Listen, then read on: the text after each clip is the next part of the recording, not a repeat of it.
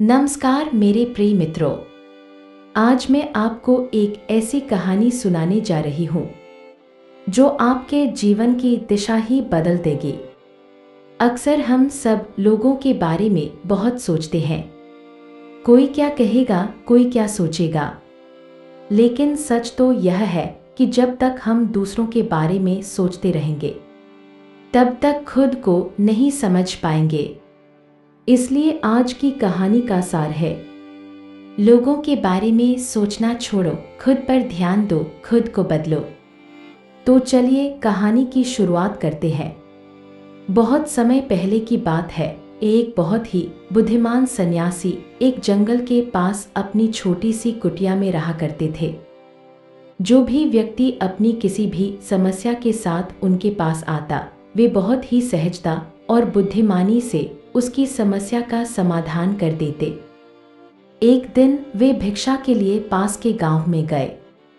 जब वे वापस लौट रहे थे तभी एक युवा व्यक्ति ने उनका रास्ता रोक लिया और बोला, मैंने सुना है कि आप हर समस्या का हल निकाल लेते हैं, लेकिन मुझे नहीं लगता कि आप मेरी समस्या सुलझा पाएंगे। फिर भी मैं जानना चाहता हूँ कि हमें असफलता का डर क्यों लगता है और कैसे हम उस डर के बिना अपने लक्ष्य को प्राप्त कर सकते हैं। सन्यासी मुस्कुराए और बोले, मैं तुम्हारे इस प्रश्न का उत्तर दूंगी, पर पहले तुम्हें मेरे साथ मेरी कुटिया तक चलना होगा। लड़का मान गया। अगले दिन सुबह सन्यासी बोले, चलो आज मैं तुम्हें जंगल की सैर कराती हूँ। दोनों जंगल की ओर चल पड़े। थोड़ी देर बाद सन्यासी ने एक गुफा की ओर इशारा किया, चलो तुम्हें इस गुफा की सैर कराती हूँ। वे दोनों अंदर गए। गुफा बहुत अंधेरी थी। अचानक सन्यासी धीरे से बाहर निकल आईन और द्वार को बाहर से बंद कर दिया। लड़का चिल्लाने लगा, मुनिवर आप कहाँ हैं, मुझे बाहर निकालिए। पर कोई जवाब नहीं मिला। घंटों बीत गए, अंधेरा बढ़ता गया। भय, प्यास और घबराहट ने उसे जकड़ लिया। उसे लगा शायद सन्यासी ने धोखा दिया है। फिर अचानक उसने देखा एक कोने से हल्की सी रोशनी आ रही है। वह रोशनी एक सुरंग से गुजर रही थी जो काफी ऊंचाई पर थी। वह तुरंत उठा और उस ओर बढ़ा। काफी संघर्ष के बाद वह उस सुरंग तक पहुंचा और जैसे ही ऊपर चढ़ा, सन्यासी ने बाहर से हाथ बढ़ाया। लड़की ने वह हाथ पकड़ा और बाहर आ गया। बाहर आते ही उसने गुस्से से कहा, आपने ऐसा क्यों किया, मैं डर के मारे मर ही गया था। सन्यासी मुस्कुराईन और बोली, शांत हो जाओ, अब सुनो। तुम गुफा से बाहर केवल 2 कारणों से निकल पाए। पहला, क्योंकि तुम्हें बहुत प्यास और भूख लगी थी, और दूसरा क्योंकि तुम्हें घुटन हो रही थी और उस गुफा में तुम्हारे आसपास कोई नहीं था जो कहे, इतनी ऊंचाई पर मत चढ़ो, यह असंभव है। कोई और रास्ता देख लो, यह मुश्किल है। अगर वहां लोग होते तो तुम कभी बाहर नहीं निकल पाते। वास्तविक जीवन में भी यही होता है। हमारे चारों ओर ऐसे बहुत से लोग होते हैं जो खुद तो कुछ नहीं करते, पर हमें सलाह देते रहते हैं कि क्या न करो, कैसे न करो। सन्यासी ने आगे कहा, जब हमारा ध्यान अपने लक्ष्य पर नहीं होता तब हमें डर महसूस होता है। जैसे एक तीरंदाज जब निशाना लगाता है तो वह अपनी एक आंख बंद कर देता है ताकि ध्यान सिर्फ लक्ष्य पर रहे। तुम भी अगर अपने जीवन का ध्यान सिर्फ लक्ष्य पर रखो तो तुम्हें डर नहीं लगेगा। उन्होंने कहा, दूसरों के कहने, दूसरों के सोचने से बाहर निकलो। अपने रिश्तेदार, अपने मित्र क्या कर रहे हैं, यह सब देखना छोड़ दो। सिर्फ अपने काम पर ध्यान दो।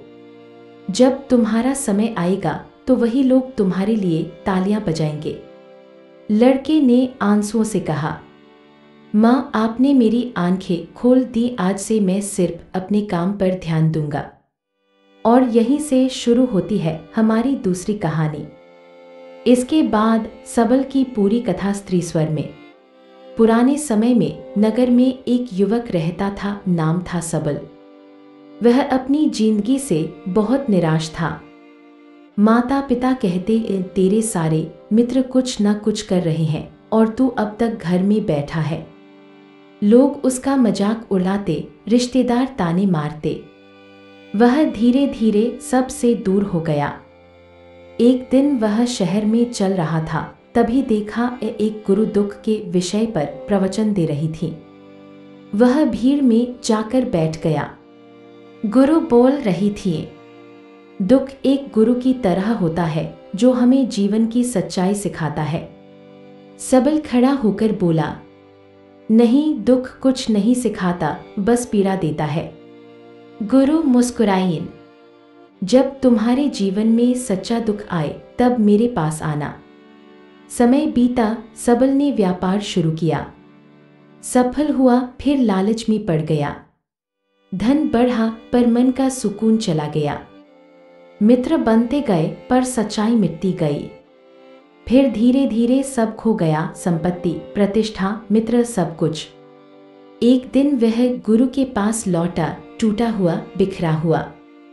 गुरु ने कहा, जब सच्चा दुख आए तब आना। सबल ने कहा, क्या यह सच्चा दुख नहीं? गुरु ने कहा, नहीं, यह केवल चाहतों का अंत है। कुछ वर्ष बीते और उसके माता पिता की मृत्यु हो गई। सबल टूटा, अकेला महसूस किया। वह गुरु के पास लौटा। गुरु ने कहा, यही सच्चा दुख है, जब मन पूछे मैं कौन हूं, मैं क्यों आया हूं और क्या सच में मैं जी रहा हूं। फिर गुरु ने कहा, हम जीवन भर धन, मान, पद, परिवार इकट्ठा करते रहते हैं, पर मृत्यु के साथ कुछ भी नहीं जाता। जिसे हमें इकट्ठा करना चाहिए वह है स्वयं को। हमें खुद को एकत्र करना चाहिए, बिखरे हुए नहीं रहना चाहिए। जब चेतना एक हो जाती है तब इच्छाएं भी नियंत्रित हो जाती हैं। तब व्यक्ति भीतर से शांत होता है। सबल के आंसू बह निकले। वह बोला, गुरु माँ, आपने मेरे सच्चे दुख का समाधान कर दिया। अब मैं खुद को एकत्रित करने का प्रयास करूंगा। गुरु मुस्कुराईं और बोली, जाओ अपने भीतर के दीपक को प्रज्वलित करो। दुनिया तुम्हारे बाहर नहीं, तुम्हारे भीतर है। और सबल ने गुरु को प्रणाम किया और शांत मन से लौट गया। जड़ ही बूटी पत्ती, अंतिम संदेश स्त्री स्वर में।